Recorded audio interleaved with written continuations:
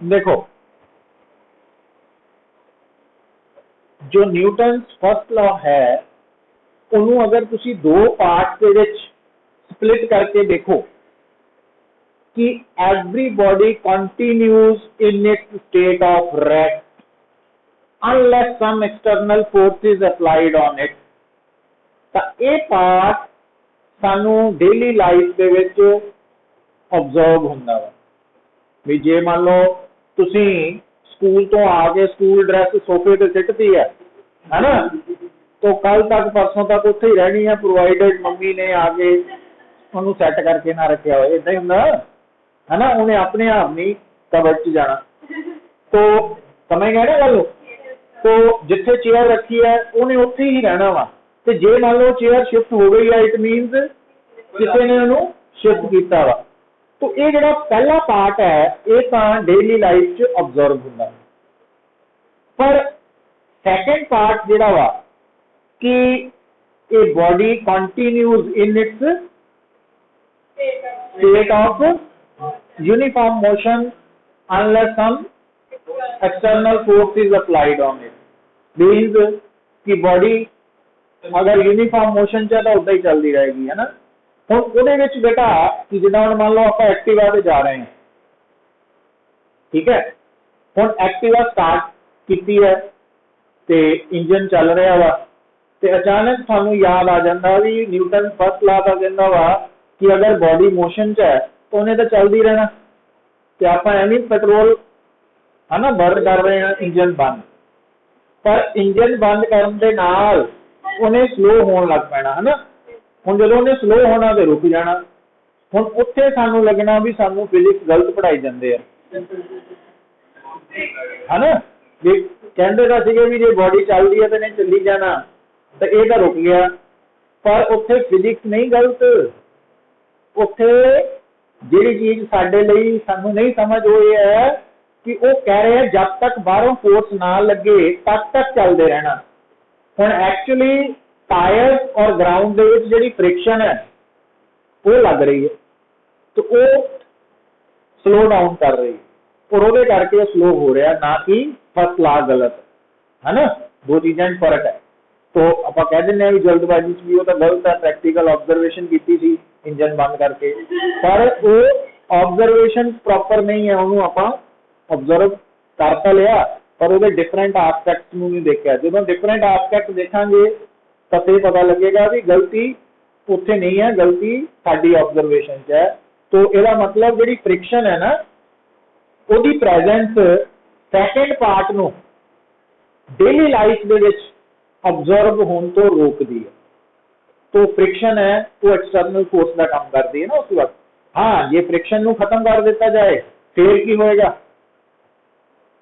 फिर चलती रहेगी है ना, पर फिर अगली प्रॉब्लम ये आ जानी है कि चलती तो रहेगी पर घर आने फिर रुकनी नहीं है ना, क्योंकि ब्रेक ने भी फ्रिक्शन से काम करना। इसे करके तुसीं देखा होगा फ्रिक्शन बारे एक स्टेटमेंट है कि friction is a necessary evil, बुरी चीज तो है, नुकसान भी सानू पहुंचाती है, पर वो करके ही असी एग्जिस्ट भी कर रहे हैं। मतलब जो तुसीं चलते नहीं है वो भी फ्रिक्शन करके चलते हैं, चलन करके फ्रिक्शन नहीं है, फ्रिक्शन के कारण चलते हैं। और इस गल को रियलाइज कदों करोगे भी जिदन बड़े स्लिपरी एरिया फसे हो ना, जो स्लिपरी एरिया मान लो भी आप कहने भी इतने कमरे च फ्रिक्शन क्लास तो बाद खत्म हो जाए, तो फिर तुसी दरवाजे तक नहीं पहुंच सकते तुर के, ना रिड़ के, समझ गए। हाँ, law of conservation of linear momentum उन्होंने भी पढ़ांगे, आप उन्होंने फॉलो करके जा सकते हैं कि कितना भी जिदा बंदूक चो गोली निकलती है जो फायर करते हैं तो जिधर नूं बुलेट जाती है गन उस तो उल्ट डायरेक्शन च रिकॉयल करती है ना। तो जे मान लो इस कमरे के विच फ्रिक्शन गायब हो जाए तो फ्रिक्शन गायब होकर आप ना चल सकते हैं, ना रिड़ सकते हैं, ना रोल कर सकते हैं, पर फिर दरवाजे तक पहुंचने लिए करना पड़ेगा भी जे हाथ च बैग फड़िया तो इधर नूं दरवाजे वाल जाने लिए बैग नूं उधर दीवार वाल सुटना पड़ेगा है ना, तो वो बैग बुलेट वाला काम करेगा। तो बुलेट जो बाहर जाएगी तो तुसी दरवाजे वाल नूं रिकॉयल करोगे ना, उधर नूं शिफ्ट होंगे है। बैग की लोड़ है, सब वधिया हो गया।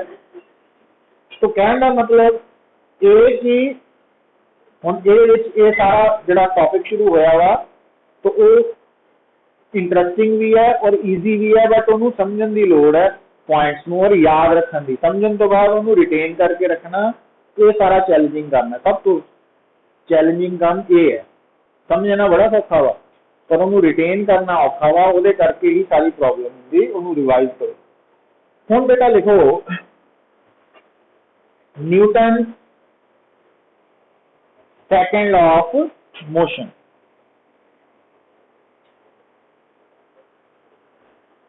हुण जिहड़ा फर्स्ट लॉ है उन्हें तो सिर्फ ये गल दसी कि फोर्स है कि फोर्स वो क्वांटिटी है जिहड़ी कि बॉडी की स्टेट नूं चेंज करने लई चाहिदी है, पर फोर्स मेजर कितना करनी है उसके बारे फर्स्ट लॉ साइलेंट है ना। तो इसे करके आप गया कि फर्स्ट लॉ फोर्स की क्वालिटेटिव डेफिनेशन दसदा, पर क्वांटिटेटिव डेफिनेशन सेकेंड लॉ दसदा। तो एक्चुअली सेकेंड लॉ ते फोर्स के क्वांटिटेटिव डेफिनेशन को किस तरह डिस्क्राइब कर रहा, तो लिख लो statement Newton second law of motion की जी एक्चुअल स्टेटमेंट है वो की है, एक state that rate of change of momentum, it states that rate of change of momentum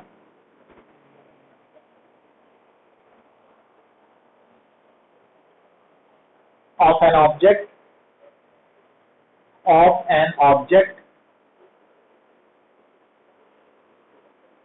is directly proportional to force applied on the object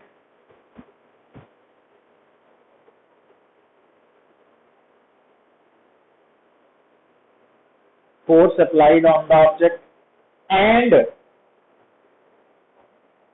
change in momentum takes place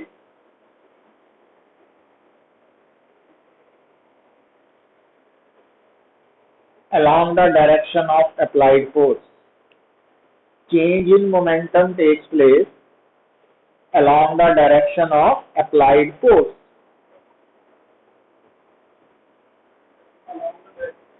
Along the direction of applied force. जिधर नूं force लग रही है momentum उस direction च change हो रही है। पर इस गल नूं देखो हुण ये जिहड़ी स्टेटमेंट है कि rate of change of momentum, इनू मैथमेटिकली कितना लिखते हैं? Rate of change of velocity नू मैथमेटिकली कितना लिखते हैं? Rate of change of velocity position नहीं क्या?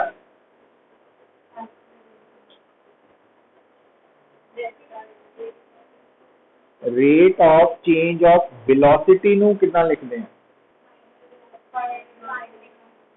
हुणे की बोली सी तू? पहला की बोली सी? D V by D T. डी मैं की कह रहा rate of change of velocity तो D V by D T. Rate of change of position हाँ जे अलॉन्ग एक्स एक्सिस है तो D X by D T, जे 3 डायमेंशनल है D R by D T है ना। तो जे rate of change of momentum है फिर कितना लिखोगे?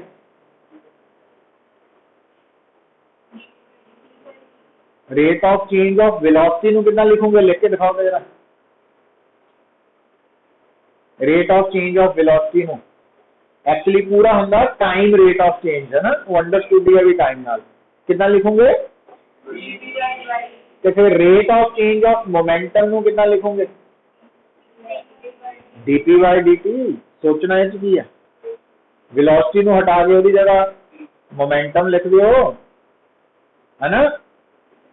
अच्छा हुण देखो बेटा समझ आई है गल। हुण जिहड़ी फोर्स है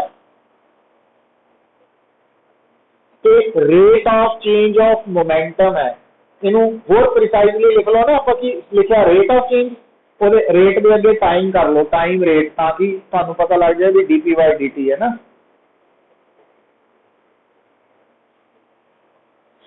तो D p by d T ਇਹਦਾ ਕੀ मतलब है, time rate of change of momentum. और एक गल होर सुनो कि पूरी फिजिक्स दो तरह दी मोमेंटम आनगियां, एक लीनियर एक एंगुलर।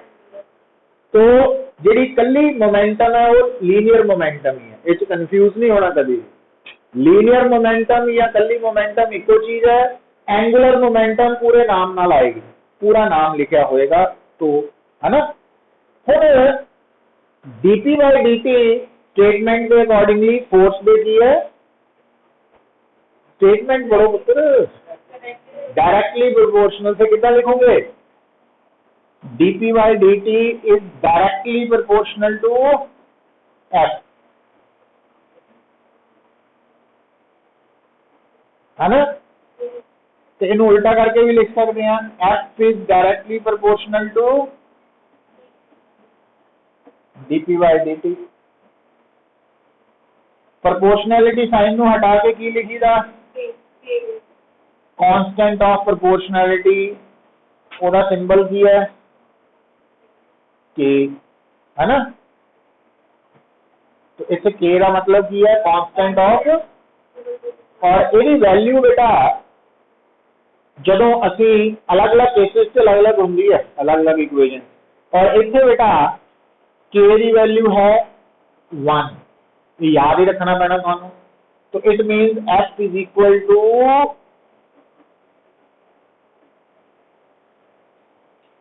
dp by dt।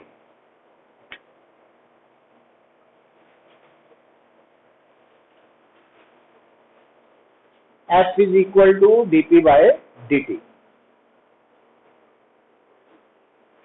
तो हम आज तो बाद बेटा अगर थानू कोई कहे write the mathematical form of Newton second law, तो की लिखना,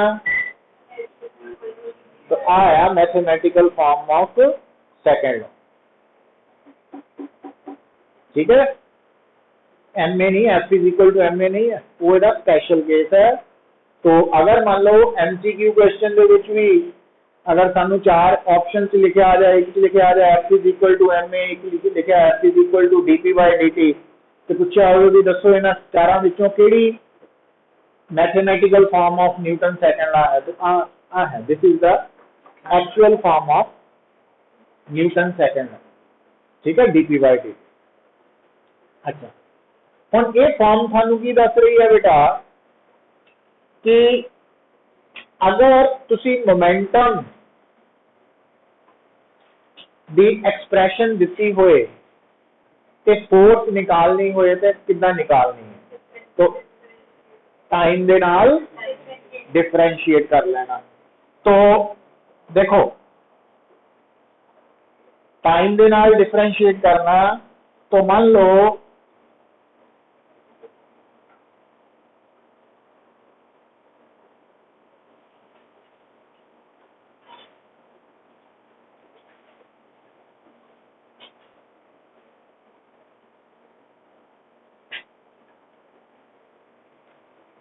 निकाल सकते हैं,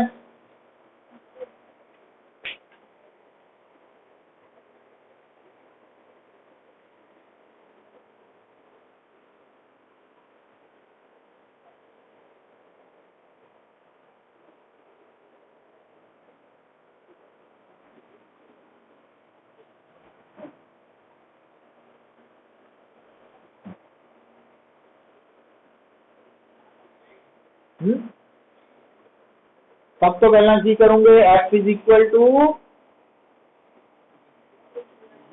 इनू जो डिफरेंशिएट किया है कि बन गया 4, है ना, यही बने। उस तो बाद से टी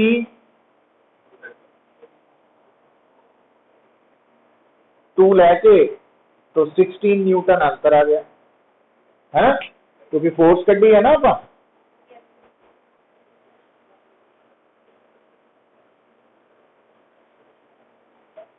देखो बेटा हुण अगली गल नोट की करनी, जेड़ा भी फार्मूला ना डिफरेंशिएशन दी टर्म च लिखिया जाता, जिदा F is equal to d p by d T है, तो ये जो फार्मूला होंगे ये पता की दसदा थानू, इंस्टेंटेनियस वैल्यू ऑफ फोर्स। जिदा वेलोसिटी नहीं लिखते d x by d t, वो है इंस्टेंटेनियस वेलोसिटी। जिदा आप एक्सेलरेशन नहीं लिखते d v by d t, वो है इंस्टेंटेनियस एक्सेलरेशन। तो इदा ही एक फोर्स है at any instant of time कितनी फोर्स है वो D p by d t तो निकलती है ना। तो जे एवरेज कढ़नी हो पुत्र,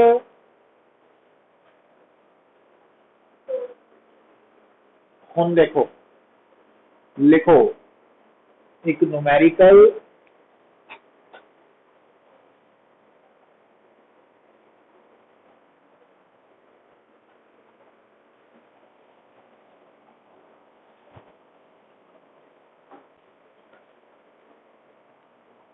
force is equal to 6T, find average force between 0 to 2 seconds।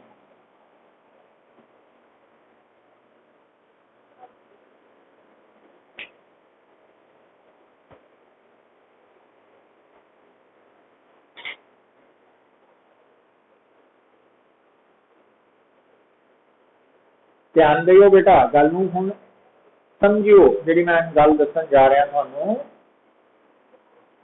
जिहड़ी तां किसी भी क्वांटिटी की इंस्टेंटेनियस वैल्यू की डेफिनेशन हुंदी है, वो तां हुंदी है time rate of change.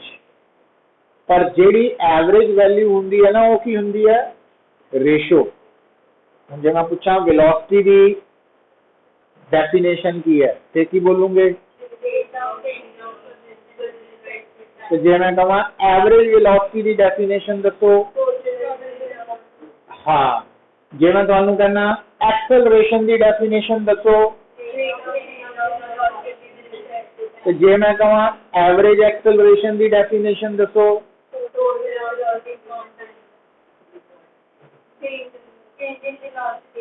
Upon time taken, ratio of change in velocity to time taken, है ना। हुण देखो, अगर गल नूं सिमेट्री नूं जोड़ो तो काम बड़ा सौखा हो जाएगा तुहाडे लई। आ कादी डेफिनेशन है? एक्सेलरेशन दी। तो जे मैं एवरेज एक्सेलरेशन के बारे बोलना हुंदा फिर मैं कितना लिखना सी? हाँ, डेल्टा वी लिख सकदा ओवर, इतना लिख सकदा, ठीक है। तो आ इंस्टेंटेनियस है, आ एवरेज है। तो आ की है, ये केड़ी फोर्स है? तो फिर एवरेज की बनू? इतना बनू, है ना। पर डेल्टा पी का की मतलब है? Change in momentum. निकलती कितना वा? चेंज इन वेलोसिटी कड्ढण लई की करीदा आपां? तो फिर चेंज इन मोमेंटम कितना निकलू? हाँ, final minus initial over final time minus initial time. अच्छा, और ये जो final momentum minus initial momentum है, ये सिंपल सबट्रैक्शन है ना, वेक्टर वेक्टर है। वो क्यों? मोमेंटम वेक्टर क्वांटिटी है, समझे। जब दो मोमेंटम ऐड होनी है तो वेक्टर एडिशन, जो सबट्रैक्शन होनी है तो वेक्टर सबट्रैक्शन, है ना, ये याद रखनी है। अच्छा, हुण पुत्र तुहाडा जिहड़ा न्यूमेरिकल है, उहदे च तुहानू जिहड़ी फोर्स दिती है ना, वो इंस्टेंटेनियस है, क्योंकि अलग अलग टाइम की वैल्यू पा के इंस्टेंटेनियस फोर्स निकल आएगी। पर कढ़नी केड़ी फोर्स है? कितना कढ़ सकते हैं? कितना सोचा जाए?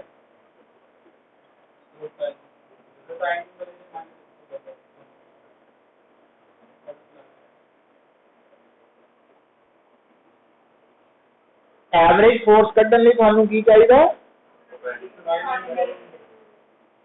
मोमेंटम फोर्स तो कड्ढी जा सकती है, एक्सेलरेशन तो वेलोसिटी कड्ढी जा सकती है। कितना? तो फिर फोर्स तो मोमेंटम कड्ढी जा सकती है, तो फिर सिमेट्री नजर नहीं आती? यही तो ऑब्जर्व करना। एक्सेलरेशन dv बाय dt है, तो फोर्स dp बाय dt है, तो की करिए? ਇਹਦੀ जगह पे की लिख सकते हैं आप पुत्र? dp बाय dt लिख सकते हैं, फिर dp लिख सकते हैं ਇਹਦੇ बराबर, है ना? तो मोमेंटम आ जाएगी की करके इंटीग्रेट, तो p के बराबर आ गई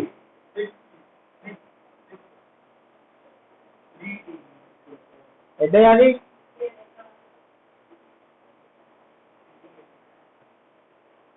हम इनिशियल मोमेंटम कट सकते हैं, फाइनल कि नहीं पुट कर सकते हैं? दसो फिर।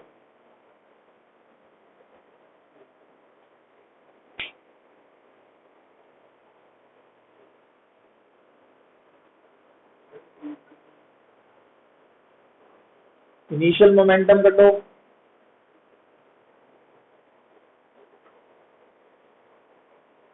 इनिशियल मोमेंटम लिए की करूंगे? इस फार्मूला च 0 टाइम पुट करूंगे तो फाइनल मोमेंटम ਲਈ 2, है ना? ते उस तो बाद क्लियर होई गल? अच्छा हम इनू होर मैं सौखा तरीका दसन लगा। इधर देखो, हम हैगा तो वही मैथड वही है सेम,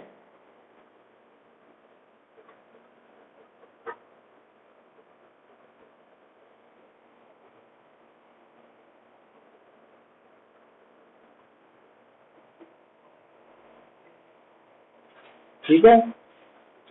हम देखो बेटा आ लिखियो गल इत्थों पकड़ियो, है ना? एक जनरल फार्मूला आप तैयार करन लगे हाँ। हुण एग्जाम्पल आप फोर्स की ले लेंगे। अगर फोर्स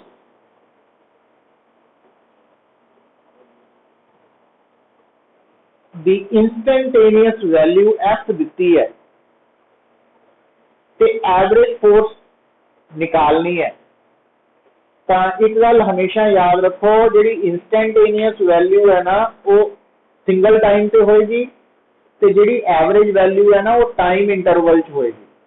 टाइम इंटरवल मतलब वो इनिशियल टाइम भी होएगा, फाइनल भी होएगा, समझे? हुण फोर्स अगर गिवन है, केड़ी फोर्स गिवन है? तो एवरेज फोर्स निकालनी है, average force between T1 to T2, मतलब इनिशियल टाइम T1 है, फाइनल टाइम T2। तो एवरेज फोर्स कटन का फार्मूला की होएगा जिहड़ा आपां हुण सिक्ख्या? डेल्टा P ओवर, और डेल्टा T की जगह की लिख सकते हैं इधर, और डेल्टा P इधर रहन देने हल, है ना? या जो लिखना भी है ना इस जगह पे आप P2 माइनस P2 की मतलब तो P1। अच्छा हम बेटा थोड़ा ध्यान दियो, तो आ एवरेज फोर्स कटन का फार्मूला है ना, हम देखियो ध्यान ना। हम ये अकॉर्डिंगली dp की होएगा एफ dt, यही है। जे आप इंटीग्रेट कर दईए तो लिमिट लईए T1 तो, है ना? तो फिर इधर आप लिमिट लवांगे P1 तो मतलब जो टाइम t1 है उस वक्त की मोमेंटम p1 है, फाइनल टाइम t2 है, मोमेंटम p2 है। हुण लैफ्ट साइड च dp नू इंटीग्रेट करन तो बाद p बन जाएगा, जिदा dx इंटीग्रेशन तो बाद x बन जाता। तो p1 p2 f dt इनू की लिख सकते हैं p2 माइनस, ठीक है। हम आ वैल्यू इतने पुट कर सकते हैं, तो फिर एवरेज फोर्स की बन गई एफ dt t1 तो ते नीचे कारे च रिलेशन कढ़िया तुसी एवरेज फोर्स से है ना। पर ये जड़ा फार्मूला कढ़िया ये सिर्फ इंस्टेंटेनियस फोर्स से एवरेज फोर्स लिए नहीं है, जनरल हो गया। जिदा अगर मान लो थानू इंस्टेंटेनियस वेलोसिटी दिती है तो तुसी एवरेज वेलोसिटी कढ़नी है, यही फार्मूला इदा लिख देना।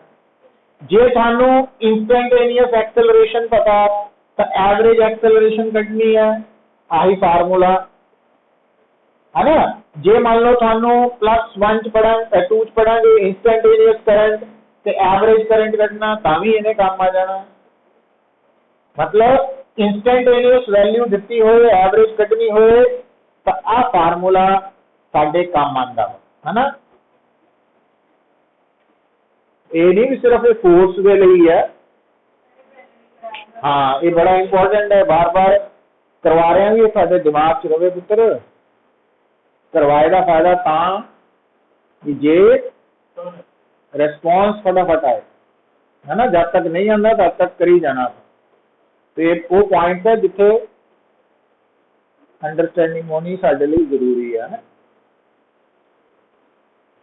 हुण थोड़ा आइडिया होया वा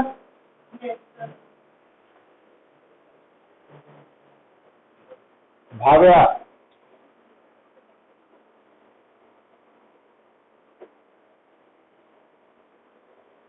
समय लग रही पुत्र।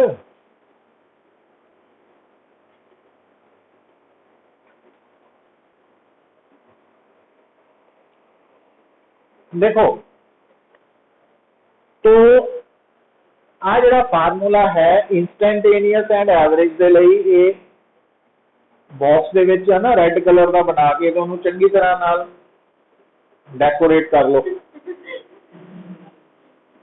नहीं मतलब धूड़ो नजर आए ना उत्तर, क्योंकि इंपॉर्टेंट है। अच्छा हुण देखो, हुण कल नूं अगे लैके चलिए 2 मिनट लई। आ देखियो बेटा कि सानू ये गल पता लग चुकी है कि जिहड़ा न्यूटन सेकंड लॉ है वो फोर्स की केड़ी डेफिनेशन दसदा, क्वांटिटेटिव। दूजा mathematical form of Newton second law की है, हाँ F is equal to dp/dt।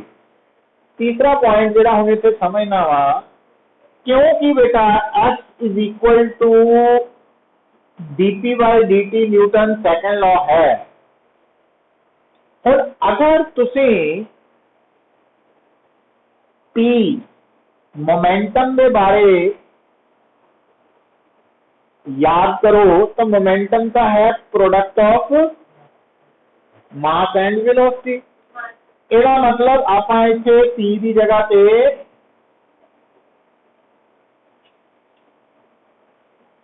mv लिख सकते हैं, ठीक है। और नॉर्मली जो आप किसी भी ऑब्जेक्ट के नाल डील करते हैं तो उसका मास थ्रू आउट मोशन की रहता सेम कांस्टेंट। तो अगर m कांस्टेंट है ना भी जिस ऑब्जेक्ट के रिलेटेड असी स्टडी कर रहे हैं, अगर उसका मास कांस्टेंट है और वो यूजुअली इदा हुंदा ही है कांस्टेंट ही है ना, पर उदियां एक्सेप्शंस भी आएंगे। तो अगर मास कांस्टेंट है बेटा तो उस केस असी कांस्टेंट टर्म नो डिफरेंशिएशन तो बाहर ले आने हैं ना, तो वो रूल्स याद आ जाने चाहिए। तो अंदर आ गया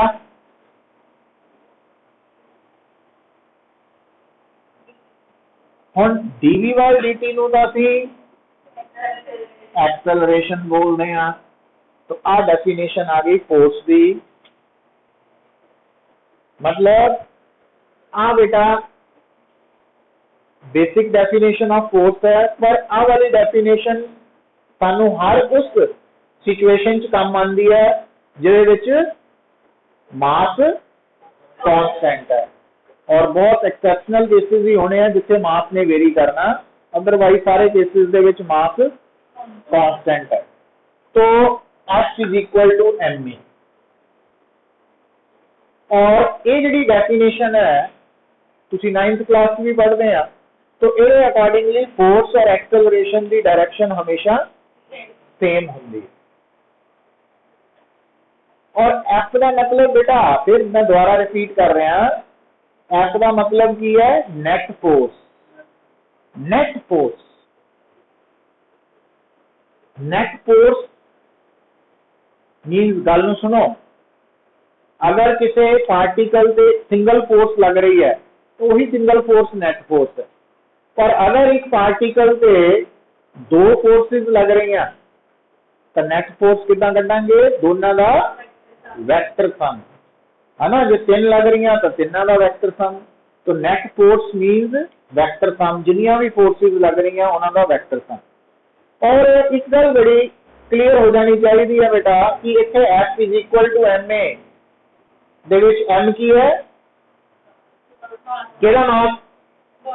हाँ, पर एक गल हुण देखो सानू शुरू च मैं दसी सी, दोबारा रिपीट कर रहा, इस पूरी मैकेनिक्स दे विच कहण नूं बॉडी बॉक्स है, लिफ्ट है, पर्सन है, ट्रक है, हेलीकॉप्टर है ना, ट्रेन है, उन्होंने असी पॉइंट ऑब्जेक्ट ट्रीट करना, मतलब उन्होंने लाइक ए पॉइंट ट्रीट करना। वो पॉइंट है, वो डायमेंशन नहीं कंसिडर करने, ठीक है। तो हुण बेटा मतलब ड्रॉ करन च असीं चाहे बॉडी ड्रॉ कर लांगे, बट वो पॉइंट है।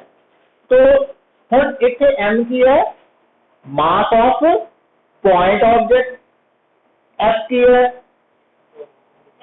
Net force acting on point object, ते ए की है दैट पॉइंट ऑब्जेक्ट, उस पॉइंट ऑब्जेक्ट की एक्सेलरेशन है।